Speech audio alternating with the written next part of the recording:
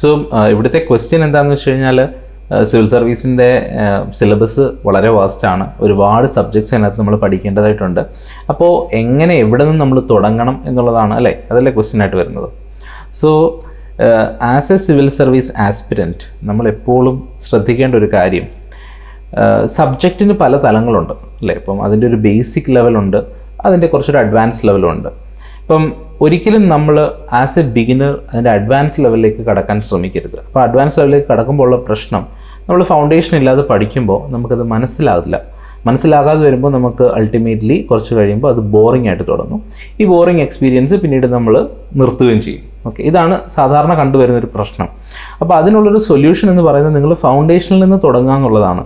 അപ്പോൾ ഒരു ക്വസ്റ്റ്യൻ വരുമ്പോൾ എവിടെയാണ് ഫൗണ്ടേഷൻ ഉള്ളതെന്നുള്ളത്. ഇപ്പോൾ സിവിൽ സർവീസിന് പ്രിപ്പയർ ചെയ്യുന്ന ആരോട് ചോദിച്ചാലും അറിയാം, സിവിൽ സർവീസിൻ്റെ ഫൗണ്ടേഷൻ എന്ന് പറയുന്നത് NCERT ടെക്സ്റ്റ് ബുക്കുകളാണ്. അപ്പോൾ NCERT നമ്മൾ പഠിച്ചിട്ടുള്ളതാണ്. നമ്മൾ ഏകദേശം 6ാം ക്ലാസ് മുതൽ 12ാം ക്ലാസ് വരെയുള്ള NCERT ടെക്സ്റ്റ് ബുക്കാണ് ഇതിൻ്റെ ഒരു ഫൗണ്ടേഷനായിട്ട് പറയപ്പെടുന്നത്. അപ്പം ആ ടെക്സ്റ്റ് ബുക്കുകൾ വായിച്ചാൽ തന്നെ നമ്മുടെ ഫൗണ്ടേഷൻ ക്ലിയർ ആവും. അതായത് ഈ ബേസിക്, ഞാൻ പറഞ്ഞില്ലേ, ഒരു നോളജ് ലെവലിൻ്റെ ഒരു ബേസിക് അണ്ടർസ്റ്റാൻഡിങ് നമുക്ക് കിട്ടും. പിന്നെ ആ ബേസിക് അണ്ടർസ്റ്റാൻഡിങ്ങിലേക്ക് നമ്മൾ അഡ്വാൻസ് ലെവലിൽ ബിൽഡ് ചെയ്യുകയാണ് ചെയ്യുന്നത്. അപ്പോൾ അതിനുള്ള ഡിഫറെൻറ്റ് ബുക്സ് അവൈലബിൾ ആണ്.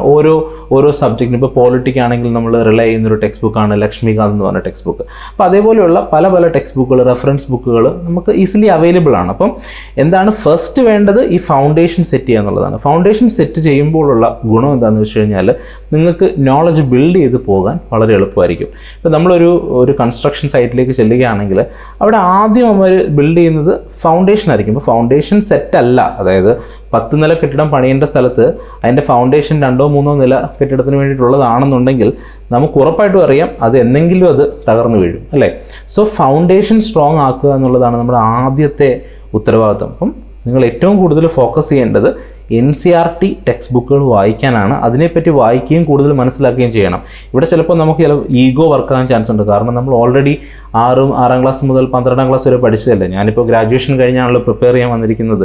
അപ്പം ഞാൻ എന്തിനാണ് അങ്ങോട്ട് പോകുന്നത്, എനിക്കിത് അറിയാവുന്ന കാര്യമല്ലേ, ഇങ്ങനെയൊക്കെയുള്ള ഈഗോ നമുക്ക് ചിലപ്പം വർക്കൗട്ട് ആയേക്കാം. പക്ഷേ നിങ്ങൾ മനസ്സിലാക്കേണ്ട കാര്യം, തിരിച്ചു പോയി വായിക്കുമ്പോഴേ നമ്മൾ അതിൻ്റെ വാസ്റ്റ്നെസ്, എത്രമാത്രം ഇൻഫർമേഷൻ, എത്രമാത്രം നോളജബിൾ ആസ്പെക്ട്സ് ആണ് നമ്മൾ NCERTയിൽ കൊടുത്തിട്ടുള്ളതെന്നുള്ള കാര്യം മനസ്സിലാക്കണമെന്നുണ്ടെങ്കിൽ ഡെഫിനറ്റായിട്ട് ഇത് വായിക്കണം. സോ അതൊരു മസ്റ്റ് റീഡാണ്. അപ്പം NCERT നിങ്ങൾക്ക് ഒരിക്കലും സ്കിപ്പ് ചെയ്യാൻ പറ്റില്ല, സ്കിപ്പ് ചെയ്യുകയും ചെയ്യരുത്. നിങ്ങളുടെ കോൺഫിഡൻസിനെ ബിൽഡ് ചെയ്യാൻ ഏറ്റവും നല്ലൊരു മാർഗ്ഗമാണ് നല്ല വൃത്തിയായി നോട്ട് മേക്ക് ചെയ്തുകൊണ്ട് NCERT വായിക്കുക എന്നുള്ളത്. സോ ഈ ഒരു പർപ്പസിൽ നിങ്ങൾ തുടങ്ങുകയാണെങ്കിൽ, ഈ ഒരു ഫൗണ്ടേഷനിൽ നിന്ന് തുടങ്ങുകയാണെന്നുണ്ടെങ്കിൽ പിന്നെ ഈ വാസ്റ്റ്നെസ്, ഈ സിലബസിൻ്റെ വാസ്റ്റ്നെസ് ഒരു പ്രശ്നമാകാതെ വരും. കാരണം നമുക്കറിയാം, ഓക്കെ, ഇവിടെ നിന്ന് ഇനി എന്തിലേക്ക് ഞാനിത് കണക്ട് ചെയ്യണം, ഇൻഫർമേഷൻ എങ്ങനെ കണക്ട് ചെയ്യണം എന്നുള്ള കാര്യം നമുക്ക് കൃത്യമായിട്ട് മനസ്സിലാക്കാൻ പറ്റും. ഇപ്പോൾ എല്ലാ സബ്ജക്റ്റിൻ്റെയും ഏകദേശം ഒരു ഫൗണ്ടേഷൻ നമുക്ക് NCERTയിൽ നിന്ന് തന്നെ ലഭിക്കുന്നതാണ്. ഇപ്പോൾ NCERT പോലെ തന്നെ ഇമ്പോർട്ടൻ്റ് ആണ് ന്യൂസ് പേപ്പർ റീഡിങ്ങും. സോ അതിനെപ്പറ്റി ഒരു ഡീറ്റെയിൽഡ് കാര്യം ഞാൻ പിന്നീട് പറയുന്നതായിരിക്കും.